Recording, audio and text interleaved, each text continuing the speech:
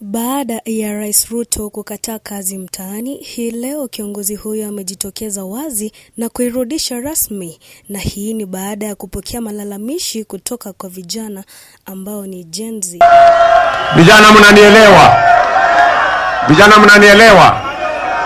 Na mimi nasimama hapa kusema hivi, tulikuwa tumepanga ndani ya mpango ya Big Four mambo ya manufacturing na housing, lakini ilisambaratishwa na mambo ya handshake kwa sababu kuna viongozi hawataki vijana wa Kenya wapate ajira, ili vijana wa Kenya wasiulize maswali, ili vijana wa Kenya waendelee kuwa available kufanya ile kazi watu wachache wanataka. Ikifika wakati kama uchaguzi kama huu, wanalete ati kazi mtaani ili kuwahadaa wa Kenya, ati wa Kenya walipe shilingi 400 wafanye kazi ya kukata nyasi. Na tulikuwa na nafasi ya kupanga ajira ya hawa vijana, lakini hiyo nafasi iliharibiwa na mambo ya handshake na mambo ya BBI na mambo ya rege, na wakaturingia na kiburi mingi, wakasema eti nobody can stop rege. Kazi ya kuokota takataka ni ya Gavana Sakaja.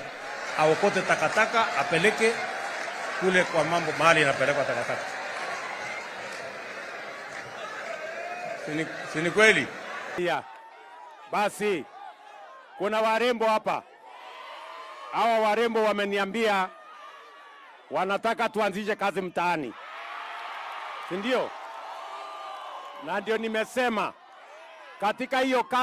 katika hiyo mpango ya kazi mtaani, ndio nimesema wale watu wamekuwa wakifanya hapa watu 200, kuanzia wiki ijayo watu 500 watakuja kufanya kazi hapa katika hiyo mpango.